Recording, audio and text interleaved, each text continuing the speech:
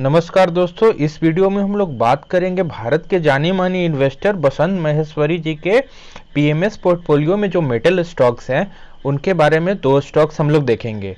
क्योंकि पिछले एक साल में मेटल स्टॉक ने लगभग 200% का रिटर्न दिया है, इसीलिए रिटेलर्स की नज़र मेटल स्टॉक्स पे है। तो क्या हमें इन्वेस्ट करना चाहिए? अब क्या अभी मौका है? कैसे हम लोग इन्वेस्ट करेंगे, सब इस वीडियो में देखेंगे दोस्तों, इसलिए आप वीडियो के अंत तक बने रहिए। मेटल सेक्टर में इन्वेस्ट करने से पहले हम लोग कुछ की फैक्टर्स को ध्यान में रखेंगे। तो पहला और सबसे महत्वपूर्ण है चाइनीज फैक्टर। चाइना का जो स्टील आता है दोस्तों, वो क्या होता है, स्टील रिलेटिवली सस्ता होता है इंडियन कंपनीज जो प्रोड्यूस करती है स्टील उसके मुकाबले। तो इस कारण से जो हमारी कंपनीज है इंडियन स्टील कंपनीज, वो प्राइस कम्पिटिटिवनेस में टिक नहीं पाती है चाइना स्टील के कारण। तो लेकिन पिछले कुछ समय से देखा गया है, गवर्नमेंट का भी पुश रहा है इस डायरेक्शन में कि ज़्यादा से ज़्यादा मेक इन इंडिया को बढ़ावा दिया जाए। इस कारण से और इंपोर्ट ड्यूटी भी बहुत सारा चाइनीज प्रोडक्ट्स पे बढ़ाया गया है, और चाइना खुद में भी बहुत ज़्यादा अपने घरेलू इंटरनल प्रॉब्लम से घिरा हुआ है, और कोविड का भी मेन रीज़न है। इस कारण से ज़्यादा स्टील का सप्लाई इंडिया में अभी वो नहीं कर पा रहा है। तो इंडिया का मेटल सेक्टर अभी बहुत ही अच्छा परफॉर्म कर रहा है। और सेकंड पॉइंट देखा गया है कि जो प्राइस ऑफ स्टील है वो पिछले एक साल में लगभग 30% तक बढ़ चुका है। इससे क्या हुआ है, उसका एबिटा मार्जिन हर कंपनीज का बहुत ही अच्छा निकल के आ रहा है। और नेक्स्ट है कि जो की फैक्टर है वो है गवर्नमेंट फैक्टर। मेटल सेक्टर में गवर्नमेंट का भी बहुत ही ज़्यादा इन्फ्लुएंस होता है, क्योंकि यहाँ बहुत सारे इन्वायरमेंट क्लियरेंस ये सब आते हैं। इस कारण से मेटल सेक्टर हमेशा वल्नरेबल होता है कोई ना कोई बैन के कारण। इसलिए हम लोग मेटल सेक्टर पिछले कुछ पास्ट ईयर्स में हम लोग देखे हैं अच्छा परफॉर्म नहीं किया है। लेकिन ऐसा माना जा रहा है कि मेटल सेक्टर आने वाले कुछ सालों में अच्छा परफॉर्म करेगा, क्योंकि लोअर मिडिल क्लास जो कि एक उभरता हुआ बाजार इंडिया का बन रहा है, वो बहुत ही ज़्यादा एक्टिव होने वाला है। ये ऐसा विशेषज्ञ मान रहे हैं कि बहुत सारा प्रोडक्ट्स अभी कोविड के कारण वो नहीं खरीदे, जैसे आपका टीवी, फ्रिज, वॉशिंग मशीन और भी स्टील का जो प्रोडक्ट्स होता है, वो आने वाले कुछ समय में इसका जो सेल है वो बढ़ने वाला है। इसलिए मेटल सेक्टर को ये डायरेक्टली इन्फ्लुएंस करेगा। पहला मेटल स्टॉक जो कि बसंत महेश्वरी जी के पीएमएस पोर्टफोलियो से लिया गया है वो है टाटा स्टील लिमिटेड। भारत का सबसे पहला और सबसे बड़ा steel company Tata steel limited. इसके बारे में अब हम लोग की पॉइंट्स देखते हैं दोस्तों। तो पहला हम लोग देखेंगे स्टॉक का पी। स्टॉक का पी लगभग 7.52 है, जो कि बहुत ही अच्छा है। लेकिन रिटर्न ऑन कैपिटल एम्प्लॉयड इसका 12.6% है। जनरली 15% को हम लोग अच्छा मानते हैं, तो रिटर्न ऑन कैपिटल एम्प्लॉयड इसका थोड़ा सही नहीं है। और रिटर्न ऑन इक्विटी की भी बात करें तो वो भी 10.8% है। ये भी जनरली 15% होता है तो अच्छा होता है, लेकिन ये 15% से कम है। अब हम लोग बैलेंस शीट देखेंगे टाटा स्टील का। तो लास्ट जो जून क्वार्टर था 2020 का, तो उसमें हम लोग देखेंगे कि सेल्स था 25,475 करोड़, जो कि इस साल बढ़ के हो चुका है 53,372 करोड़। तो सेल्स में लगभग डबल से भी ज़्यादा का जंप देखने को मिल रहा है। उसी तरह आप लोग ऑपरेटिंग प्रॉफिट में बात कीजिएगा तो जहां 539 करोड़ था, अब बढ़ के हो चुका है 16,111 करोड़। तो मैसिव जंप है ऑपरेटिंग प्रॉफिट में। ऑपरेटिंग प्रॉफिट मार्जिन का भी बात करें, जो लास्ट ईयर 2% था वो अब बढ़ के हो चुका है 30%। तो बहुत ही शानदार जंप देखने को मिल रहा है हमको ऑपरेटिंग प्रॉफिट मार्जिन में भी। लेकिन नोट करने वाली बात है दोस्तों कि ये सब कंपनी जो मेटल सेक्टर की है हैवी डेप्थ में होती है, तो इसलिए इंटरेस्ट और इसमें डेप्रिसिएशन भी बहुत ज़्यादा देखने को मिलता है। और हम लोग नेट प्रॉफिट का बात करेंगे तो नेट प्रॉफिट में भी एक शानदार इंक्रीज देखने को मिल रहा है। लास्ट क्वार्टर में जो जून का क्वार्टर 2021 में करीब 9,000 के करीब इसने प्रॉफिट दर्ज किया है। सेकेंड स्टॉक जो हमने बसंत महेश्वरी जी के पर्सनल पोर्टफोलियो से लिया है वो है SAIL, steel authority of India limited. Basically एक महारत्ना कंपनी है और one of the largest steel making company है।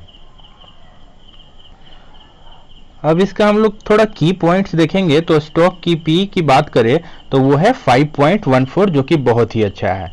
लेकिन रिटर्न ऑन कैपिटल एम्प्लॉयड इसका भी 11.3% है, जो कि 15% हम लोग जनरली मानते हैं कि 15% अगर से एबव है तो अच्छा माना जाता है, लेकिन इसका भी 11.3 है और रिटर्न ऑन इक्विटी भी इसका बेसिकली 9.47% है, जो कि ये भी अच्छा नहीं माना जाएगा। जनरली हम लोग 15% एबव को हम लोग अच्छा मानते हैं। अब हम लोग सेल का हम लोग बैलेंस शीट देखेंगे। तो लास्ट जो जून का क्वार्टर था 2020 का, उसमें कंपनी ने सेल किया था लगभग 9000 करोड़ का, जो कि जून क्वार्टर में हो चुका है लगभग 20,643 करोड़ का। तो लगभग डबल से भी ऊपर का जंप सेल्स में हम लोग को देखने को मिल रहा है। और ऑपरेटिंग प्रॉफिट की बात करें तो जहां जून क्वार्टर में ऑपरेटिंग प्रॉफिट इसका लॉस में था दोस्तों सेल का, और जून क्वार्टर में 6568 करोड़ का, जो कि मैसिव जंप है इसका ऑपरेटिंग प्रॉफिट में। अब ऑपरेटिंग प्रॉफिट मार्जिन की भी बात करें दोस्तों, तो जून क्वार्टर में जहां इसका निगेटिव 4% था, वो बढ़ के हो चुका है 32%। तो स्टील सेक्टर अभी बहुत ही अच्छा परफॉर्म कर रहा है। हम लोग टाटा स्टील में भी देखे थे और इसमें भी देख रहे हैं, लेकिन इसमें भी हम लोग को गौर करने वाली बात है, डेब्ट कंपनी है, इसमें डेब्ट भी है, इसलिए हम लोग को ये भी पर्सपेक्टिव ध्यान में रखना होगा। और हम लोग प्रॉफिट आफ्टर टैक्स की बात करेंगे दोस्तों, तो वो निकल के आता है 3897 करोड़। तो हम लोग ओवरऑल मेटल सेक्टर अभी अच्छा कर रहा है, इसीलिए आपको स्टील प्राइसेस जो इंक्रीज हुआ है उसके कारण इसका प्रॉफिट बहुत ही अच्छा निकल के आया है और स्टॉक का प्राइसेस में भी वो रिफ्लेक्ट कर रहा है। तो अब हम लोग चलेंगे चार्ट पे और चार्ट पे देखेंगे क्या हम लोग को स्टील में इन्वेस्टमेंट करना है कि नहीं करना है। तो चलते हैं हम लोग अपने जीरोधा के चार्टिंग प्लेटफॉर्म पे। अब हम लोग आ चुके हैं दोस्तों जीरोधा के अपने चार्टिंग प्लेटफॉर्म पे और हम लोग टाटा स्टील के चार्ट को एनालाइज करेंगे। तो हम लोग क्या करेंगे दोस्तों, हम लोग को 3 इंडिकेटर्स का आवश्यकता पड़ेगा। तो एक 20 का मूविंग एवरेज जो कि हमारा ब्लू लाइन शो कर रहा है, एक 200 का मूविंग एवरेज जो हमारा पिंक लाइन शो कर रहा है, और हम लोग वीकली चार्ट को एनालाइज कर रहे हैं दोस्तों। और हम लोग को एक तीसरा इंडिकेटर चाहिए, एक pivot point. Pivot point basically बताता है कि प्राइस अगर अप ट्रेंड में होगा तो प्राइस को क्या करेगा, पिवट लाइन जो है वो रेजिस्टेंस देगा। अगर प्राइस डाउन ट्रेंड में है तो पिवट लाइन इसको सपोर्ट देगा प्राइस को। और तीनों इंडिकेटर्स आप लोग स्टडी सेक्शन में जाके लगा सकते हैं। तो अब हम लोग बात है कि कैसे इन्वेस्टमेंट करेंगे। तो इन्वेस्टमेंट करने का एक थंब रूल होता है दोस्तों कि अगर प्राइस ये 200 डेज की लाइन जो है, जो आपका 200 डेज का मूविंग एवरेज है पिंक लाइन, उसके अगर नीचे या करीब में अगर हम लोग खरीदेंगे तो हम लोग को बहुत ही अच्छा प्रॉफिट देखने को मिलता है। जैसे हम लोग यहाँ अगर बाई कर लेते दोस्तों तो देखिए हम लोग को इतना बड़ा प्रॉफिट देखने को मिलता है। और हम लोग अगर इस रैली को आप मिस कर चुके हैं तो कोई बात नहीं, अब हम लोग मेथड बताते हैं कैसे हम लोग इन्वेस्टमेंट करेंगे। तो बेस्ट तो होता है कि अगर 200 डेज के प्राइस अगर नीचे आ जाए तो अगर हम लोग बाई करते हैं तो हम लोग को एक बहुत ही अच्छा अप ट्रेंड देखने को मिलता है और हम लोग इस अप ट्रेंड का पूरा फ़ायदा उठा सकते हैं। लेकिन अगर जैसे ही 200 डेज के लाइन के बहुत ही ज़्यादा दूर चला जाता है प्राइस, तो एक करेक्शन शो करता है और फिर से 200 डेज के मूविंग एवरेज के करीब, चाहे तो अगर डाउन ट्रेंड होगा तो नीचे भी आ सकता है, नहीं तो करीब आता है। तो हम लोग अब ये थंब रूल हमेशा हर स्टॉक्स पे ये लागू होता है जो कि क्वालिटी स्टॉक पे आप लोग लगा सकते हैं। हम लोग बहुत सारा वीडियोस में ऐसा देख भी चुके हैं। तो अभी फिलहाल की बात करें, हम लोग टाटा स्टील में अभी एंट्री लेने का जो सोच रहे हैं, तो अभी प्राइस 200 डेज के मूविंग एवरेज से थोड़ा ज़्यादा दूर चल रहा है। तो अभी फिलहाल इसमें इन्वेस्टमेंट करने से बचना है हम लोग को। एक करेक्शन आता है और फिर से अगर प्राइस ऊपर जाने का कोशिश करता है, जरूरी नहीं है कि 200 डेज के मूविंग एवरेज को टच करके ही जाए, थोड़ा दूर से भी अगर ऐसे करेक्शन करके जाता है तो हम लोग बाई का सोचेंगे। और एक और आप लोग को मेथड बता देते हैं दोस्तों, जो कि रिटेल इन्वेस्टर बहुत ही ज़्यादा गलती करते हैं कि वो बाई ऑन डिप्स करते हैं। तो बाई ऑन डिप्स हम लोग को करना है, लेकिन बाई ऑन डिप्स इन्हें अप ट्रेंड करना है। हम लोग बहुत ही बड़े इन्वेस्टर जैसे राकेश झुनझुनवाला चाहे और भी सबको देखते हैं, तो वो लोग जब भी प्राइस अप ट्रेंड में होता है, अभी हाल में उन्होंने सेल में इन्वेस्टमेंट किया है, तो वो क्या करते हैं, जब भी प्राइस अप ट्रेंड में होता है तभी वो इन्वेस्टमेंट करते हैं। हम लोग लेकिन डाउन ट्रेंड में इन्वेस्टमेंट करते हैं, जो कि बहुत ही गलत बात है। कभी भी प्राइस अगर डाउन ट्रेंड में है तो हम लोग को एवरेजिंग नहीं करना है, क्योंकि इससे आपका पोर्टफोलियो -20% तक चला जाएगा। तो हम लोग कभी भी अगर एवरेजिंग करेंगे तो अप ट्रेंड में करेंगे दोस्तों। और एक और मेथड बताते हैं कि हम लोग को रेगुलर इंटरवल्स पे अगर बाई करना है तो कैसे करेंगे। तो हम लोग क्या करेंगे, हम लोग इनगल्फिंग कैंडल का वेट करेंगे। इनगल्फिंग कैंडल होता है एक छोटा कैंडल और एक बगल वाला बड़ा कैंडल क्या होना चाहिए, ग्रीन कलर का। छोटा वाला कैंडल कोई भी कलर का चलेगा, ग्रीन हो, ब्लैक हो या रेड हो, उससे मतलब नहीं है।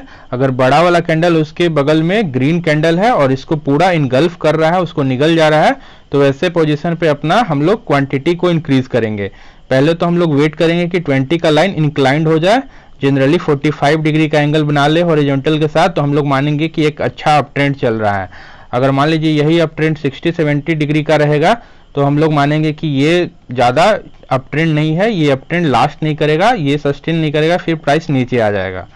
लेकिन अभी जो टाटा स्टील में चल रहा है दोस्तों, वो 45 डिग्री के करीब एंगल बना हुआ है। इस कारण से हम लोग को बहुत ही अच्छा अप ट्रेंड देखने को मिल रहा है। तो हम लोग ऐसे पोजीशन कहाँ हम लोग को इनगल्फिंग दिख रहा है, वहाँ पे हम लोग और भी अपना क्वांटिटी को इंक्रीज करेंगे। तो पहला तो जो यहाँ पे लिए होंगे वो जो 200 डेज के मूविंग एवरेज के नीचे जो लेंगे उनको तो और अच्छा प्रॉफिट मिलेगा, लेकिन टोटल क्वांटिटी हम लोग एक बार में बाई नहीं करेंगे। फिर हम लोग इनगल्फिंग के वेट करेंगे और वहाँ पे हम लोग अपना क्वांटिटी को इंक्रीज करेंगे। लेकिन याद रहे कि ये इनगल्फिंग 20 का लाइन के करीब ही बनना चाहिए, ज़्यादा दूर में नहीं। और फिर हम लोग कहाँ बाई करेंगे, फिर यहाँ इनगल्फिंग दिखा तो हम लोग फिर से बाई करेंगे। अगर प्रॉफिट बुक करना है किन्हीं को, हम तो हर वीडियोस में बताते हैं कि अपना 50% प्रॉफिट, अगर बहुत ही ज़्यादा दूर प्राइस चला जाए 200 डेज के लाइन के, तो 50% प्रॉफिट बुक कर लेना चाहिए, जो कि बहुत सारे बड़े बड़े इन्वेस्टर करते हैं, लेकिन हम लोग रिटेल ट्रेडर वेट करते रह जाते हैं। और फिर क्या करेंगे दोस्तों कि अभी तो प्राइस बहुत ही ज़्यादा अप ट्रेंड में चल रहा है और 200 डेज के लाइन से भी बहुत दूर है, तो हम लोग थोड़ा करेक्शन का वेट करेंगे। एक करेक्शन आता है और फिर से प्राइस ऊपर जाने की कोशिश करता है, तब हम लोग बाई करेंगे। अब हम लोग चलते हैं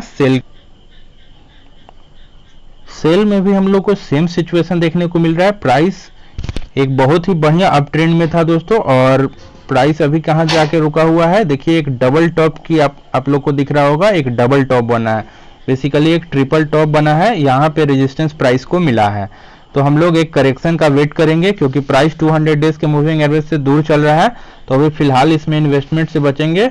और जैसे ही प्राइस यहाँ पे कंसोलिडेट करता है, चाहे कुछ नीचे आता है और फिर से 20 का लाइन इंक्लाइंड होता है, तो हम लोग वैसे पोजीशन में कुछ एंट्री कर लेंगे। लेकिन हम वीडियो को अंत करने से पहले कुछ एक इम्पॉर्टेंट बात बताना चाहेंगे, अपना पर्सनल व्यू रखना चाहेंगे कि जो रिटेल इन्वेस्टर है जिनका कैपिटल छोटा है, वो मेटल सेक्टर में इन्वेस्ट ना करें। मेटल सेक्टर में क्योंकि बहुत ही वल्नरेबल होता है, इसलिए मेटल सेक्टर और हर कंपनी डेब्ट में डूबा हुआ है। इस कारण से हम बोलेंगे आप मेटल सेक्टर से दूर रहिए। आप बड़े इन्वेस्टर की तरह देख करके हम लोग को इन्वेस्टमेंट नहीं करना है, और भी बहुत सारे अच्छे स्टॉक्स हैं, आप लोग उसमें इन्वेस्ट कीजिए, लेकिन मेटल सेक्टर से आप लोग दूर रहिए। जिनके पास एक्स्ट्रा मनी है वो मेटल सेक्टर में इन्वेस्ट कर सकते हैं, लेकिन ऐसा मेरा पर्सनल राय है कि आप मेटल सेक्टर से दूर रहें। Thank you. अगर वीडियो अच्छा लगा है, इन्फॉर्मेटिव लगा है, तो वीडियो को लाइक कर दीजिए, चैनल को सब्सक्राइब कर लीजिए। Thank you.